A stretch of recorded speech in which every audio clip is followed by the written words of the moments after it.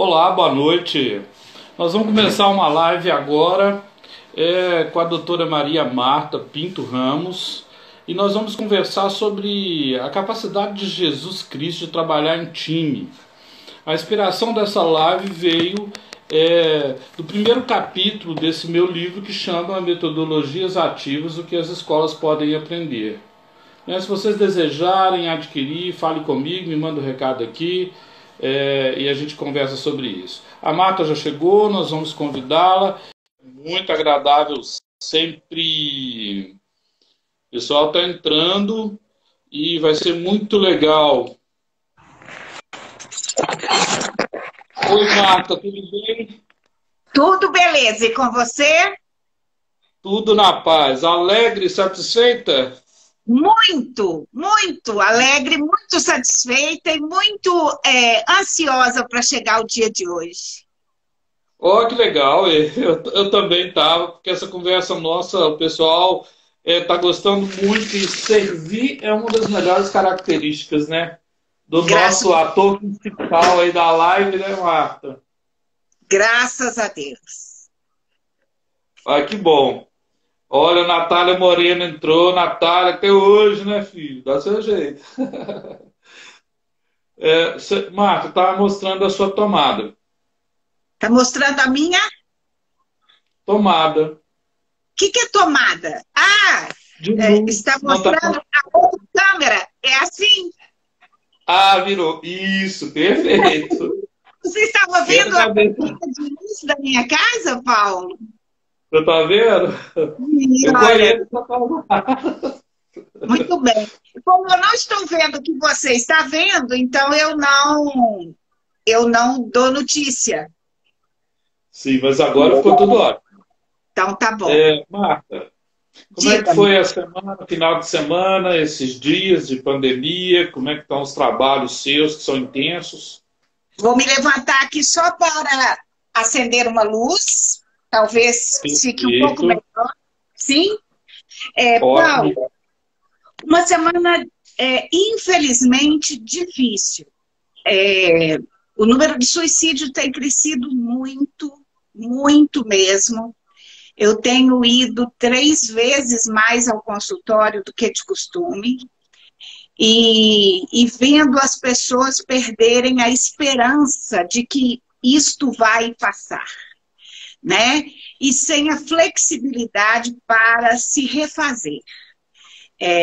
Então, isto me deixa triste, porque eu gostaria muito de ter tempo de ensinar as pessoas que isto é a nossa realidade e que nós damos conta de nos recriar e de nos refazer. E eu estou atendendo um ou outro caso de famílias que tiveram suicídio e estou atendendo vários psicólogos que estão sobrecarregados de sofrimento por causa dessa realidade. Nossa, é algo difícil, né, Marta? Paulo, as pessoas estão em pânico por causa, por não saberem como se defender dessa novidade, da novidade da solidão, da novidade da incerteza, da novidade da confusão, né? Para além disso, ainda temos o perigo de contágio. Mas esse nem costuma ser o primeiro, sabe? Nem costuma ser o primeiro motivo do sofrimento das pessoas. Sim, porque também mudou toda a rotina, né? De trabalho, de gestão da própria vida, né? Quem nos governa efetivamente é um vírus que a gente não sabe se ele não é visível, né? E é um vírus que usa coroa, né? Por isso ele se chama coronavírus. E é um vírus que usa coroa, que está empoderado entre nós e que tirou o nosso trono, né? Quando éramos nós que decidimos todas as coisas, agora não é mais, agora é um vírus, né? que define todas as coisas. Para falar a hora das coisas acontecerem, né? Agora é ele, né? Exatamente. Bom, mas o tema da live nos convida a conhecer o rei mesmo, para quem acredita e gosta, né? Que é Jesus, o educador, o mestre e também rei, né? Bom, vamos lá. Como é que era o time desse técnico, desse rei, desse educador?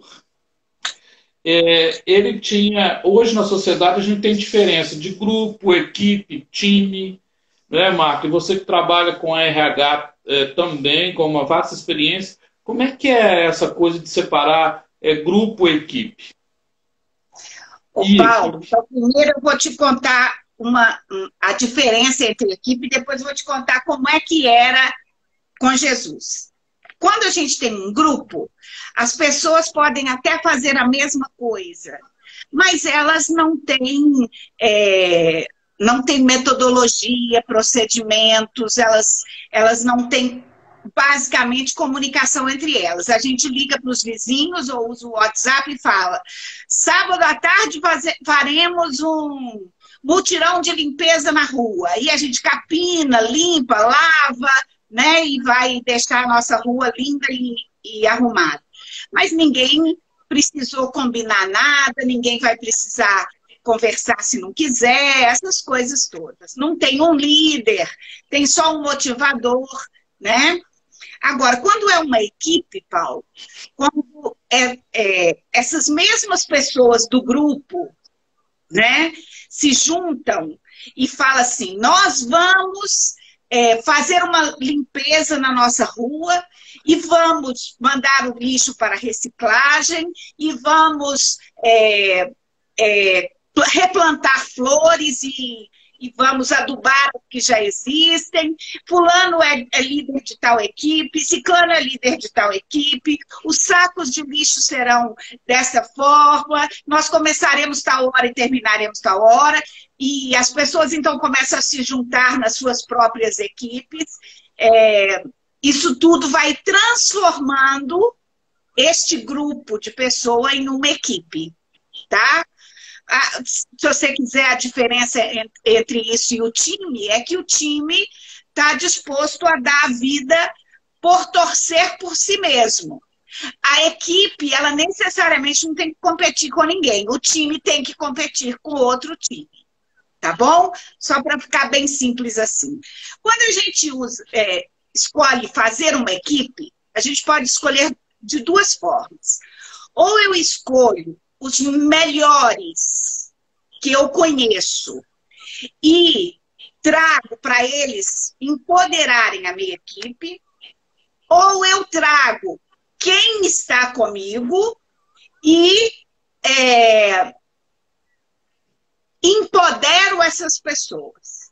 E a equipe de Jesus era assim, que Deus nos acuda, mas Jesus escolheu os piorzinhos, os mais doidinhos, os mais fragilizados, os que conheciam melhor a vida do povo daquela época, né?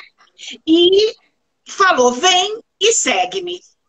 E aí ele empoderou essas pessoas, ele capacitou, ele não esperava pessoas que já estavam prontas. Ele trouxe pessoas que ele teve que aprontar, que ele teve que preparar, que é mais ou menos a escola.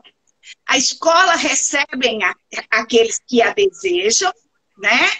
E o professor, a função dele não é dar os parabéns, é empoderar.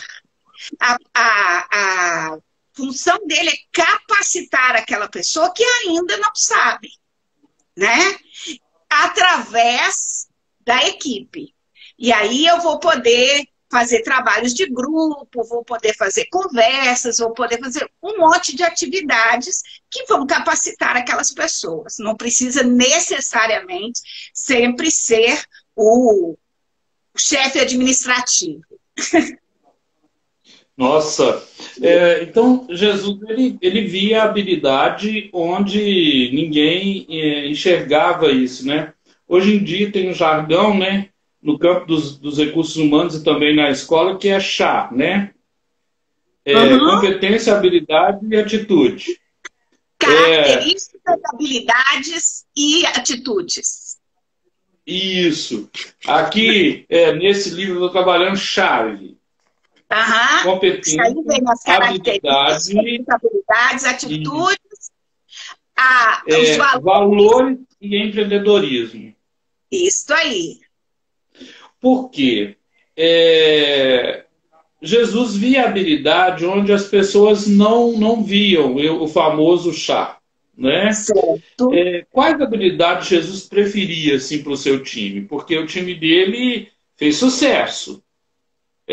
Custou sangue, custou suor de lágrimas, mas ele fez sucesso, porque até hoje nós falamos do time dele. Sim. Ele, Paulo, ele verdadeiramente ele formou a equipe do zero. As pessoas tinham apenas o conhecimento do povo, né? Eles eram pescadores, eles sabiam da fome, eles sabiam das necessidades, eles sabiam como que as pessoas moravam. Ele pegava um cobrador de impostos e esse cobrador sabia quanto custava pagar aquele imposto, como o povo era usurpado, né, e explorado. Então ele foi pegando pessoas que tinham algum conhecimento, mas eles não tinham necessariamente a competência, que é o chá ou a sua chave, né? Então, o que Jesus ensinou para eles? O que Jesus capacitou essas pessoas que tinham jeitões diferentes, muito diferentes? Jesus fez o quê? Os transformou em bons comunicadores. E o bom comunicador, além de falar com clareza, ele tem que falar com a vida, né? Por isso, hoje na internet acontecem tantos conflitos, porque a pessoa fala uma coisa e faz outra, a pessoa fala de ginástica, mas se encheu de plástica, então eles boicotam essa pessoa e tal. Porque falar e mostrar que é assim que eu vivo é muito importante. Era importante para Jesus desde o princípio. E então, isso é o que Jesus mais ensinou e cobrou e mostrou para eles. Mostrou. Nós todos podemos aprender, nós todos devemos aprender, todo mundo vai errar e nós vamos perdoar todas as vezes que as pessoas errarem. Então, eu acho que essas são as habilidades. Não se preocupe com o erro, se preocupe com o aprendizado. Se errar, vamos mais um passinho para frente. Se o erro foi pesado, se for preciso, a gente se confessa e continua para frente. Então, ele queria essas habilidades. Acolhida, empatia, gentileza, né? Não fraternidade, acho que era uma das habilidades que Jesus buscava também. Jesus tinha uma metodologia, então, muito ativa, né, Marta? Não. Eles passaram aperto com Jesus. Tem uma santa cujo o dom dela era visualizar o que acontecia com Jesus enquanto Jesus caminhava, né? Vamos colocar que era uma pessoa que tinha esse dom específico, não precisa ser santificada por isso. Então ela viu, por exemplo, que Jesus recebeu uma vez de uma das seguidoras dele, ela recebeu vários pãezinhos feitos com mel. Mas Jesus se amarrou aquilo na cintura e foi embora, meu amigo. E passou um dia e 2 dias e o os discípulos morrendo de fome, falar: ô Jesus, você vai liberar esse pãozinho ou não vai? Porque nós já estamos morrendo de fome. O negócio estava ali do lado dele, ele nem via. Então, Jesus, ele tinha tanta vontade, Paulo, de fazer as coisas que ele esquecia das coisas óbvias, muitas vezes, né? E por isso a equipe dele ficou tão interessante, porque era esse o exemplo que ele dava, né? Sim. Marta, a Alessandra está perguntando se vai ficar gravado. Vai ficar lá no canal do YouTube, okay. O que as escolas podem aprender, tá? O que as escolas podem aprender. Vou repetir para ela gravar, tá bom? Mas eu mando para a Marta a gravação do YouTube e ela pode encaminhar para você, ok, Alessandra? E você pode mandar um recado também que eu te mando, tá bom? Bom, Marta, vi que você tomou uma água aí. Isso. Do que a equipe de Jesus tinha sede? Eles tinham sede a princípio, Paulo, muita sede de justiça. E acabaram aprendendo que a justiça já era feita através da lei e que aquilo não era mais suficiente para o ser humano. Não, a justiça não é suficiente. A justiça tem que ser para além de si. Não é a lei, Jesus dizia isso, não é a lei que manda no homem, é o homem que usa a lei para se tornar melhor na convivência com o outro.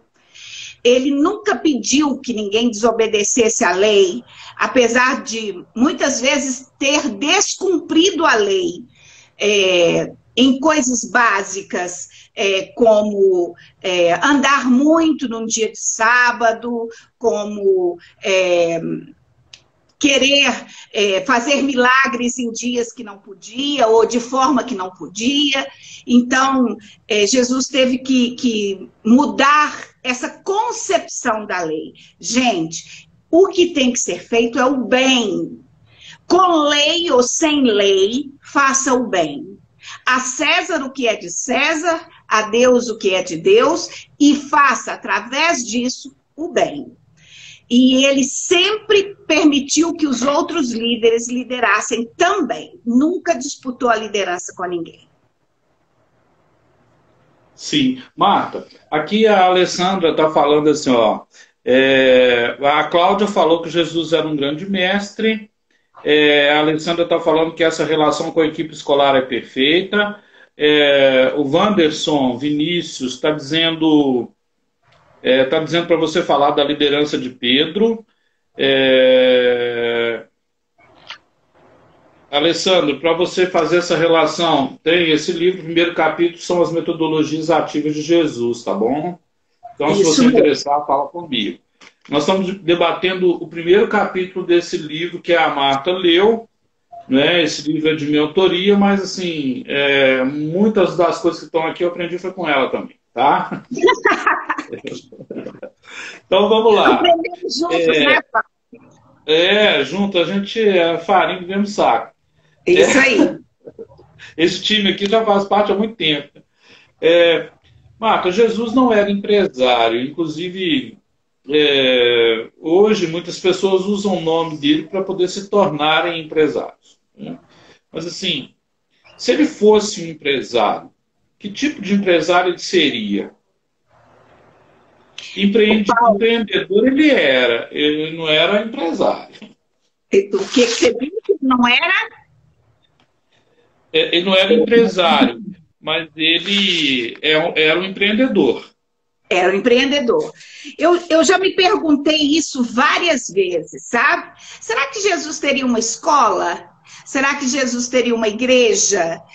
Uma igreja chamada Olha aqui, Jesus sou eu, né? Não uma igreja que ele empoderou e fundou na figura de Pedro, né? E de Paulo.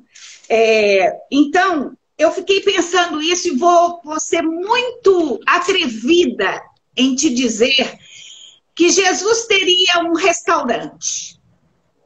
E ele teria... E você sabe o que ele serviria? Pão e vinho. Yes. Coisas absolutamente básicas. Só para poder dar oportunidade às pessoas de se sentar e bater papo. E falarem de si, e falarem de como os outros estão precisando da ajuda, e de como fulano pode ajudar, ciclano pode ajudar.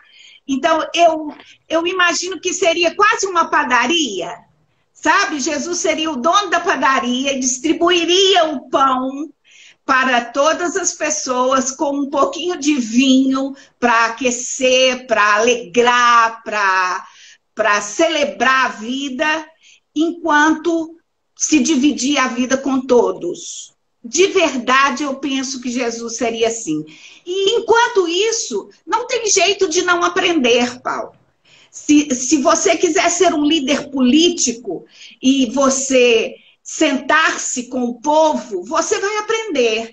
Se você quiser ser um médico fantástico, você vai se sentar com os que sofrem, com os que estão doentes, e vai prestar atenção naquilo que dói, naquilo que sofre, naquilo que está inadequado, e como eu posso melhorar, e você vai ser um médico fantástico.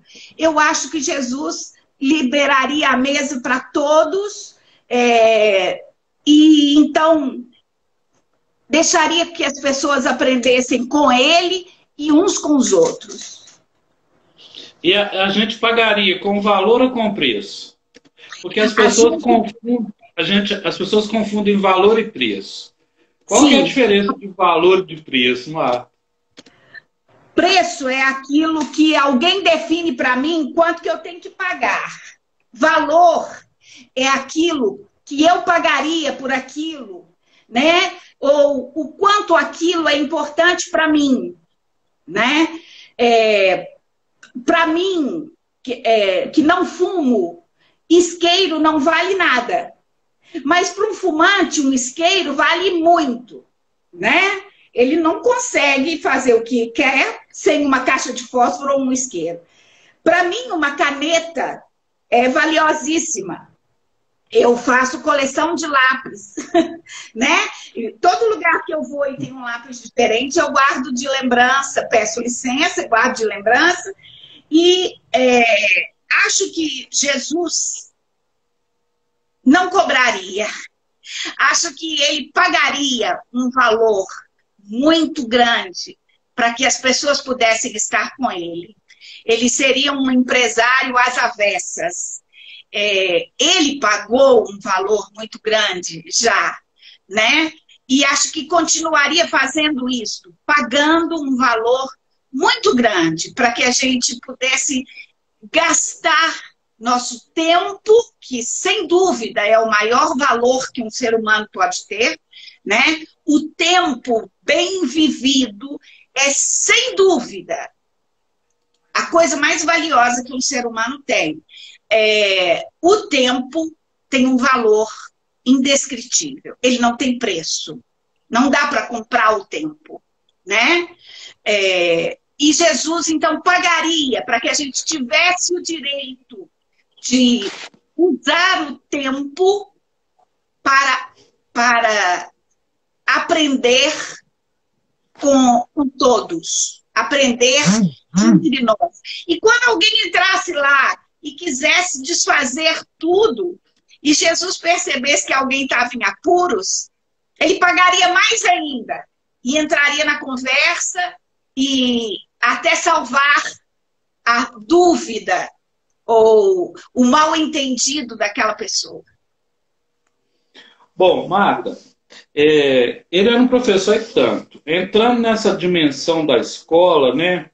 E a escola é a própria vida, né? Sim. Escola não é um prédio, escola não é... também mas Jesus era um peripatético. Ele andava... Um prédio, né?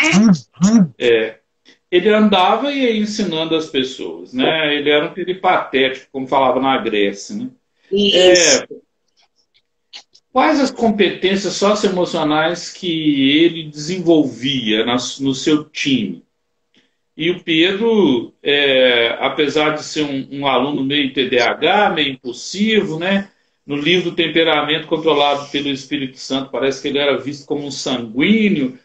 Ele era quase Como é que ele foi sanguinário, sabe? Como é que ele foi desenvolvendo essa competência socioemocional no seu time, inclusive no Judas? Então,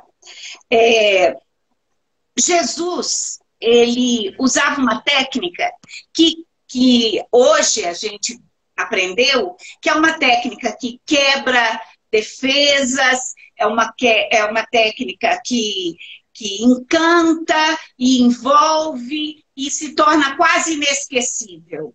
Se a gente ouvir estas palavras, é impossível fugir dela. Um homem tinha 2 filhos. Eu não preciso continuar a história, você sabe qual é a história, né? A gente sabe que é a história do filho pródigo.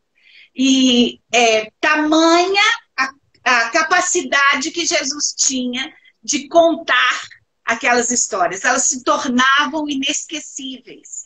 E elas eram bem próximas da realidade das pessoas que viviam naquele tempo. Então, a primeira coisa que Jesus desenvolveu em si, para depois desenvolver as pessoas, foi a contação de história, né? Foi envolver as pessoas sem causar acusações ou falar essa parte é você e essa parte é você também e essa parte aqui é você naquele outro dia, onde a gente entra em cada personagem da história. Na psicologia a gente chama isso de arquétipos ou de histórias arquetípicas, tá? Então, no filho pródigo eu posso ser o pai, eu posso ser o filho mais velho, eu posso ser o filho mais novo, eu posso ser os porcos, eu posso ser o chefe dos porcos, o homem que toma conta, eu posso ser o chefe de quem trabalha lá para o meu pai, ou posso ser o menor dos empregados do meu pai, não interessa. Cada hora eu vou ser um personagem daquela história. Então, fazendo assim, Jesus desenvolvia as competências, então, das pessoas, que eram o quê? Que mais ele se preocupava em desenvolver? A empatia com o outro. Né? A empatia com o outro. Jesus senta para conversar com uma mulher com quem ninguém poderia conversar, que era uma mulher samaritana. E ainda tem a audácia de pedir a ela água. Ele sentado no poço, se pede, você pode me dar água? Ela quase olha para ele e fala assim, desculpa, o senhor está falando comigo? O senhor não pode falar comigo, o senhor não é samaritano. Outra coisa, o senhor não é meu marido. Outra coisa, o senhor está sentado no poço, para que o senhor quer que eu pegue a água?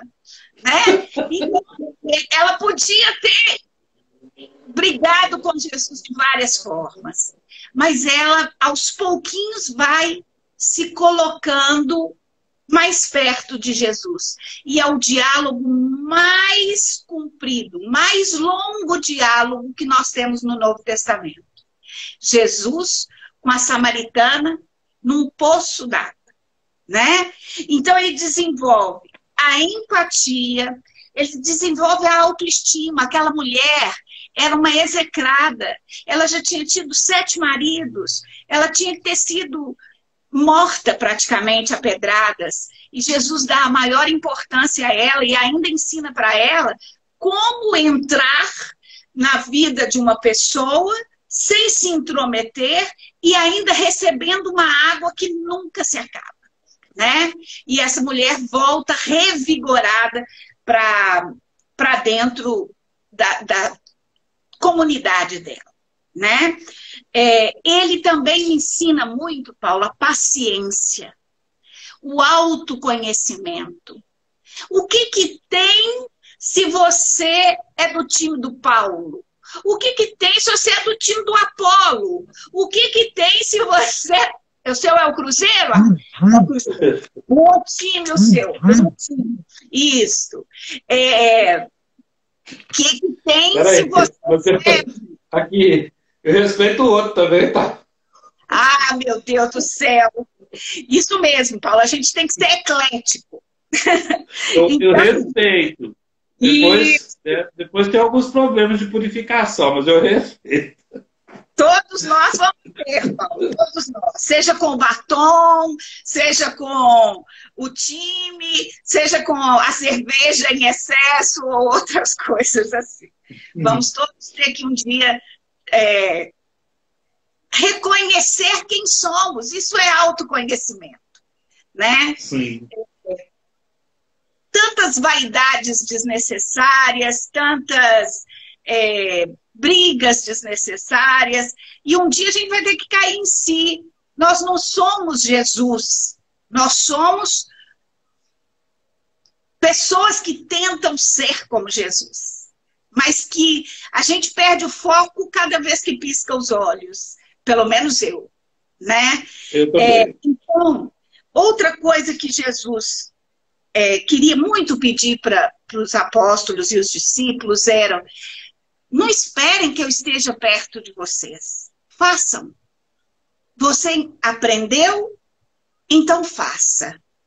E essa é uma coisa que está difícil para a gente aprender. Quando Jesus conta a história do bom samaritano, a gente entende direitinho, não é verdade? A gente fala, bom, então eu tenho que fazer bem para os outros. Mas será que a gente lembra disso? Então eu vou te contar uma experiência que fizeram no seminário da PUC, né? Para os seminaristas. Numa aula sobre pregação do Evangelho, o professor entregou um papelzinho a cada aluno e disse: você vai pregar sobre esse evangelho, sobre esse evangelho. Vocês não podem comentar um com o outro.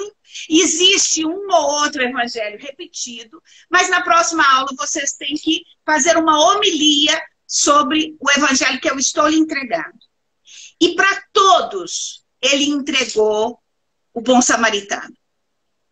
E no dia da prova, no dia da apresentação,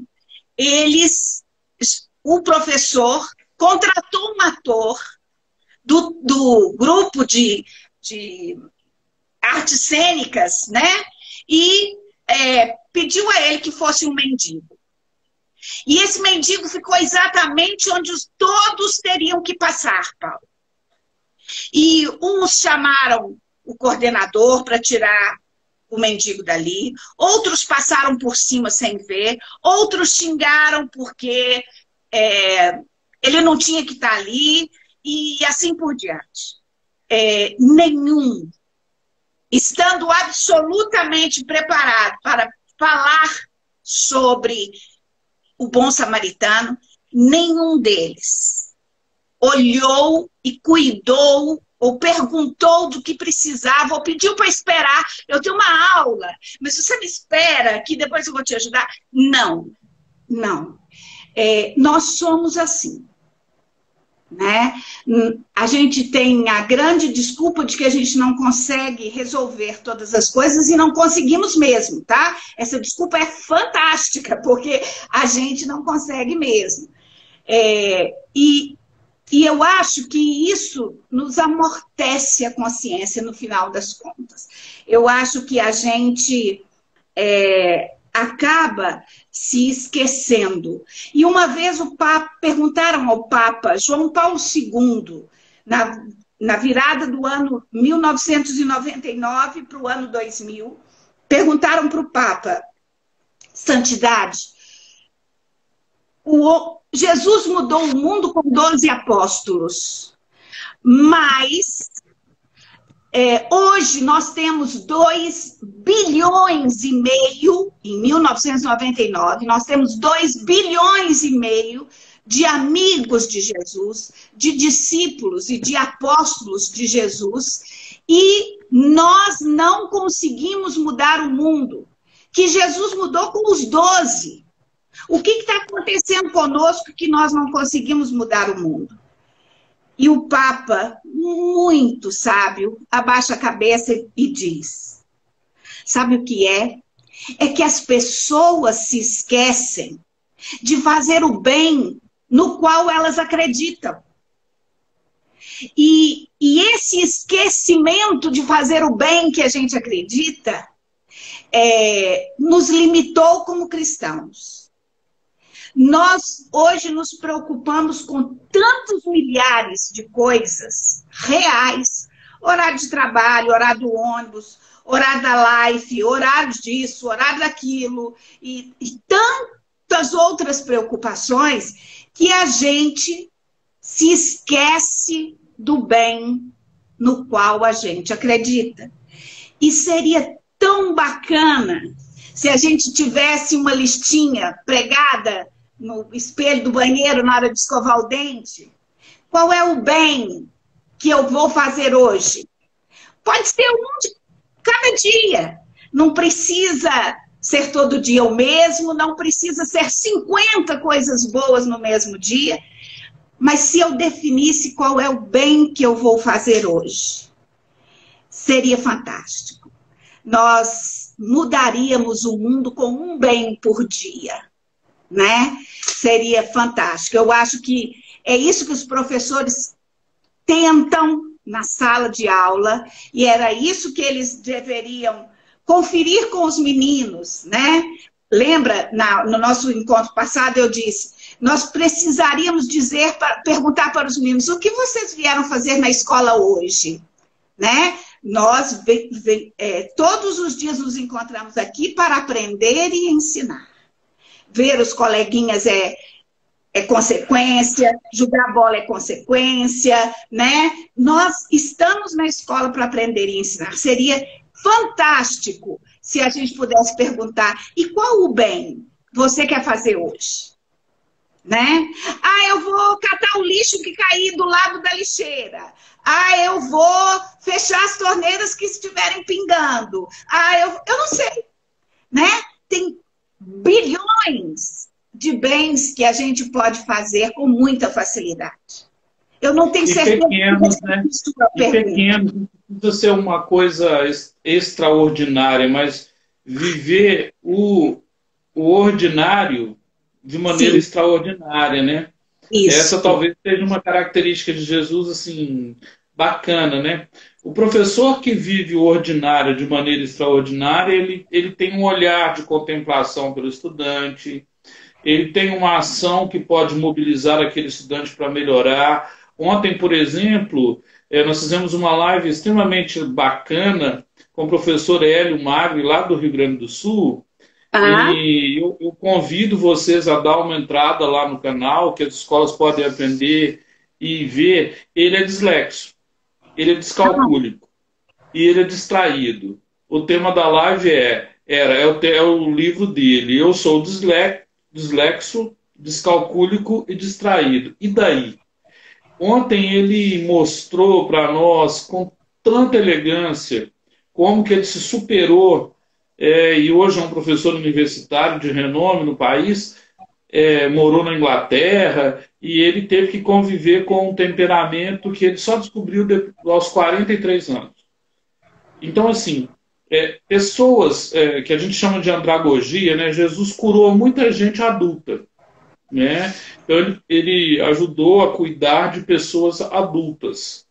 E as crianças ele mandou vir até ele. Então, se Jesus fosse educador, ele seria da educação infantil até o doutorado, né? Ele seria aquele bedel que toma conta das crianças na hora do recreio e que vê na hora do intervalo o que os meninos da faculdade estão fazendo. Só que todo mundo ia ficar em volta dele para ouvir as histórias. Então, os valores que ele tem entram em qualquer escola, até no Estado laico, quer dizer, porque, querendo ou não, todo mundo que assina um cheque, reverencia essa pessoa de 2020 anos atrás, né? Antes dele e depois dele.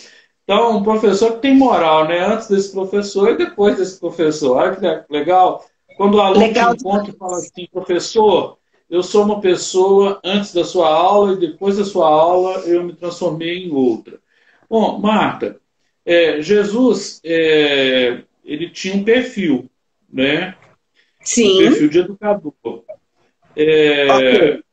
Quais eram os princípios que ele mais valorizava? Bom, se ele fosse avaliar alguém, que ele avaliou uma mulher caída, ele avaliou um soldado, um centurião romano, ele avaliou cegos, surdos, né? O novo livro agora que está saindo vai chamar Efatá, o estilo Efatá de viver, né? Então, assim, ele ajudou um tanto de gente. Qual que eram os princípios que ele tinha para avaliar? Porque o professor tem princípios hoje. Ó, esse aluno conversa muito, no conselho de classe, como é que seria Jesus, né? Porque no conselho de classe os professores ficam loucos, né? Assim, querem falar de tantas coisas do aluno e com interesse mesmo, isso é bom. Mas assim, quais seriam os princípios dele para avaliar alguém? O Paulo, Jesus amava todas as características de todas as pessoas. Depois, com a vinda das religiões que estão tentando ajudar o ser humano a compreender um pouco sobre a Bíblia, fazendo isto bem ou não fazendo isto bem, muitos têm essa intenção, tá? Nem todo mundo que vai ser pastor ou padre quer roubar os outros, né? Porque hoje a mídia nos mostra isso, né? Se é padre ou é pastor, são pedófilos e são ladrões. Isto é uma parcela ínfima, mas Jesus, então, como que ele via isso? Ele antes de tudo, ele olhava, um princípio dele era o de igualdade. Todos são iguais. Ele não grita para Pôncio Pilatos, você vai ver o que meu pai vai fazer com você, cara. Não. Ele fala, a autoridade te foi dada pelo meu pai. Faça uso dela. Né? Então, para Jesus, não existe o pecador e o não pecador. Porque o não pecador não existe. O único não pecador que tinha ali era ele. Nessa história inteira de 30 e tantos anos. Né? Quem sabe a mãe dele. Mas acabou por aí. Né? E qual era a diferença para ele, então, entre um e outro? Nenhuma diferença. Tá? Nenhuma diferença. Então, ele tinha esse princípio de igualdade e ele tinha o princípio de liberdade. Ele não falava para as pessoas assim, Paulo, agora você enxerga, eu te curei da sua cegueira, agora você vem e me segue. Não. Ele falava, vai lá na tal lugar, presente para fulano de tal, mostra para ele que agora você sarou da lepra e vida. Ele não queria mais saber, cadê essa pessoa, se está seguindo. Fulano está me seguindo, deixa eu ver aqui no meu Instagram se fulano está me seguindo. Né? Ele não caçava isso, né? Ele não queria prender pessoas. Ele queria fazê-las o mais livre possível. Talvez a coisa que Jesus menos tenha gostado de fazer nessa vida, Paulo, sejam os milagres. Porque milagre confunde a cabeça das pessoas. Como se Deus estivesse à nossa disposição para fazer um milagre por minuto para que tudo seja como eu quero. Né? E isso não é a verdade. Jesus não veio para fazer milagre, ele veio para salvar. Muito bem. Para mostrar que ele podia salvar, ele fazia coisas que as pessoas pudessem comprovar, que hoje são chamadas de evidências, né? Então, se você conferir, poder eu tenho. Quer acreditar em mim? O que eu falo, eu faço, né? Muito bem. E ele, então, ele aceitava todos. Desde o dia que nasceu, ele aceitava lá os reis magos, que a gente começou a conversar de outro dia, né? Que eram de outras religiões, de outras cidadanias, de outros lugares, um povo meio esquisitão, um sultão com não sei quantas cobras no pescoço, o outro com um colar de 5 quilos. Eu não sei quem eles eram. E para Jesus, pouco se lixava. Ele queria acolher desde o dia que ele pôs o pezinho aqui na terra, e mesmo antes disso, ele quis acolher. Né? Você imagina que quando ele encontra ele dentro da barriga da mãe dele, encontra com João dentro da barriga da mãe dele, quer dizer, eram 2 mulheres diferentes, 2 barrigas diferentes, nenhum dos 2 tinha nascido, e eles já estavam na fofoca, Paulo. E a fofoca era tanta que eles se mexem lá dentro e fazem a maior festa, né? E essa festa não significa que vai ser só bom. Então, Jesus também ensinava resiliência, e tinha como princípio a resiliência, e como princípio a potencialização de cada pessoa. Jesus sequer se interessava, Paulo, se as pessoas eram da religião dele. Porque Jesus era judeu. Mas ele não estava nem aí se é judeu, se é levita, se é isso, se é aquilo outro. Não interessava. Né? Não interessava. Marta, e aí tem uma interrupção que eu quero fazer, que é o seguinte. Sim. Ele, então, não veio para o melhor aluno. E ele deixa claro, isso numa coisa que os integrantes, né, do grupo da Chiara Lubitsch, né, os focolares, eles falam que você tem que ter uma palavra de vida, uma só, uma frase. Se você viver essa frase, tá ótimo. E a dele era bem clara, né? Eu vim para que todos tenham vida. E não é uma vidinha, não, é uma vida com abundância. Então, é um professor que veio para trazer vida, né? Projeto de vida, que é hoje tema da BNCC, das metodologias, mas já é antigo, né? Como que ele fazia para gerir as crises e os conflitos? Ô, Paulo, então vamos primeiro entender o que é crise e o que é conflito, tá bem? Crise é quando tem uma catástrofe para acontecer, o dólar vai subir escandalosamente porque a China agora está vendendo para todo mundo e vai subir o iene. Sei lá, acho que o iene é do Japão, mas enfim. Então vai subir, o dólar vai cair e o mundo inteiro vai sofrer com isso. Ok. Quando é uma crise que está ali na frente, eu sei que ela vai acontecer, Brumadinho estoura, e eu sei que o rio vai sujar, e eu sei que nós vamos ter que resolver isso é uma crise, tá?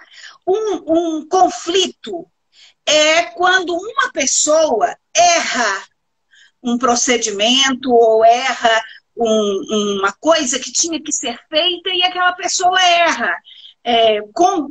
Com intenção ou sem intenção, tá bom? Bom, como que Jesus lidava Ô, Marta, com essas deixa eu só te falar uma coisa aqui. Entrou a Érica. Érica é uma psicóloga lá de Teresópolis. É um sonho que vocês duas, ou que você, ela e o marido dela façam uma live. Ele vai falar essa semana comigo. Eu acho que vocês porque eu não sou. Vocês têm que se conhecer. Ela faz o café terapêutico lá em Teresópolis, né? É online. Lindo! Nossa, eu acho que vai ser maravilhoso. Desculpa, eu te interrompi. Paulo, Érica, anota isso aí. acho que ficou para trás uma pergunta sobre empatia. Depois confere para mim, que eu, se for verdade, porque às vezes passa alguma coisa aqui na minha frente e eu não consigo ler. Mas então, se for verdade, ela vai para o dia 21, tá? Pode ser? Ai, ai, ai. Então, o que Jesus fazia com os conflitos e com as crises? Primeiro, Jesus já tinha isso mapeado, tá? Com 30 anos, Jesus dá uma conferida nisso, no mapa. Nossa Senhora fala para ele, filho, eles não têm mais vinho. E Jesus fala, e nós temos o que com isso? Né? E ele pergunta para Maria, que nós temos muito a ver com isso, isso é tão importante assim. Minha hora não chegou. Ele sabe que aquela não é a hora. Ele sabe que não é, Paulo. Não é agora. Se eu começar a fazer milagre agora, a minha validade de vida é de 3 anos. Eu começo hoje, daqui 3 anos eu morro. Tá? Então, ele falou isso para a mãe dele. Tá? Meu tempo não chegou, minha hora não chegou. E Maria não responde. Não responde. Apenas olha para os servos e diz, façam tudo o que ele disser. Se ele disser, vamos passar o chapéu, gente, cada um dá R$10, cada um dá R$5, nós vamos ali na venda comprar vinho, como se isso existisse. Enfim, né? Naquele tempo não tinha nem água encanada, imagina venda para o vinho. Mas o que ele dissesse, vambora, gente, vambora, já tem muitos dias de festa, nós já bebemos o suficiente, vambora. O que ele disser, ela não sabia o que ele ia dizer. Para dizer a verdade, nem ele sabia o que ele ia dizer, porque ele fala isso para ela, né? Bom, aí, ele, a partir daquele momento, então, por causa de um alerta da mãe, porque não foi um pedido, ela não fala, faz vinho para nós, não, ela só diz, eles não têm mais vinho. E ele resolve, então, interferir divinamente. E faz, então, 600 litros de vinho. Paulo, se aquela cidade tinha 6.000 pessoas, não tinha, porque era uma cidadezinha mínima. Então, vamos pôr 600 pessoas. Foi 1 litro de vinho para cada pessoa. Considerando que um monte era criança, o povo ficou completamente trêbado. Né? Deve ter sido implantado na outra segunda-feira, deve ter nascido primeiro o AA do planeta, deve ter sido ali, né? Porque tinha vinho para tomar no chão e tomar banho. Muito bem. A partir daquele momento, ele cria um plano. Então, eu tenho 3 anos de vida, vamos medir aqui, meu pai já me deu uns avisos, eu tenho esse tempo de vida, é curto. O que eu tenho que fazer? Sair da cidade. Naquele momento, ele sai da cidade, numa cidade grande, em Jerusalém, para morrer. A partir daquele dia das bodas de Caná, ele só vai viver na periferia. Então, ele cria toda uma estratégia. Bom, então agora eu tenho que preparar o pessoal para o conflito. E um dia chega uma mãe e fala, aqui, Jesus, estou querendo saber por quê? Quando você estiver no céu, qual dos meus 2 filhos vai sentar à sua direita? E ele fala, né? Isso não cabe a mim, não existe isso em cima, né? O outro chega e fala, Jesus, eu tive 7 meses aqui na Terra. Você sabe que tem mãe que chega na escola... Tem mãe que chega na escola querendo saber por que o primo está lendo e o filho dela não está lendo, né? E, na verdade, cada um tem um ritmo de letramento e alfabetização, né? Eu não queria falar assim tão claramente. Então, eu continuo, né? Por que o meu filho não senta no primeiro lugar, na frente da professora, né? Então, eu vou manter os exemplos de Jesus, porque nós temos muito professor aí nos ouvindo, né? E aí ele vai lidando com os conflitos e vai ensinando como fazer isso. Depois, ele vai mostrando que tem um plano. Olha, gente, destruam esse templo e eu o refarei em 3 dias. Ele vai dando um monte de sinais de que ele sabe o que está acontecendo e do que vai acontecer. É sempre assim que ele vai deixando que crises e conflitos aconteçam, porque eles também são momento de aprendizado, e de aprendizados riquíssimos, né? Judas vai para o inferno, e ele fala, deixa isso com meu pai. Porque, a bem da verdade, eu peço perdão a todos vocês que estão me dizendo, mas a bem da verdade, Judas apenas obedeceu o que Jesus mandou. Vai e faz o que você tem que fazer. Jesus deu a eles o pão, deu a ele o pão consagrado. Ele não impediu Judas de comungar. E talvez ele tenha escolhido esse pedido para Judas, e Judas não suportou saber que os outros o julgariam depois.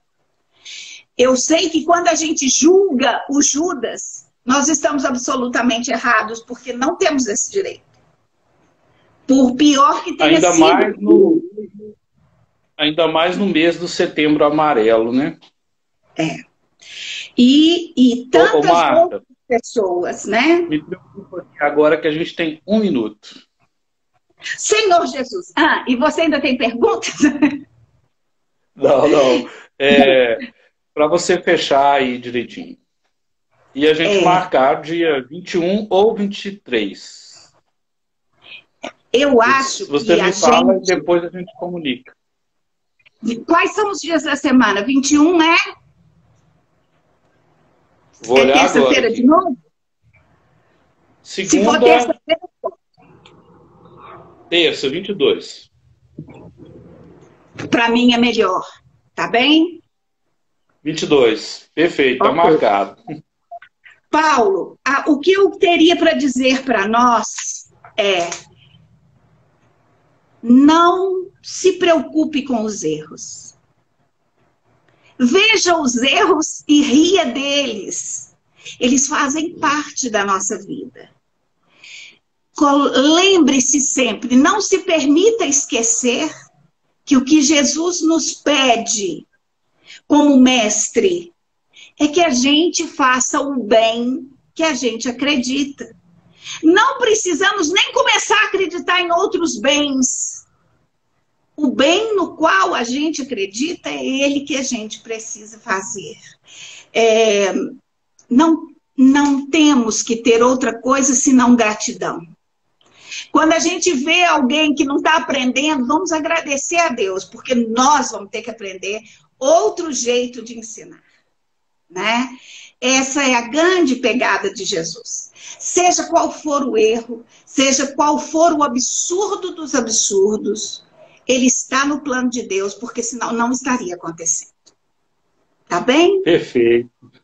Marta, obrigado, Paulo. Quero te agradecer muito, gratidão e alegria. Dentro de 1 minuto eu estou entrando com a professora Carla Silva aqui, que nós vamos falar sobre da portaria até a diretoria, como que a escola deve se alinhar. Bem legal. Que lindo, que lindo. Ok. Um abraço, Marta. Um abraço para todo mundo. Beijo, tchau. Tudo de bom, tchau. Tchau. Tchau.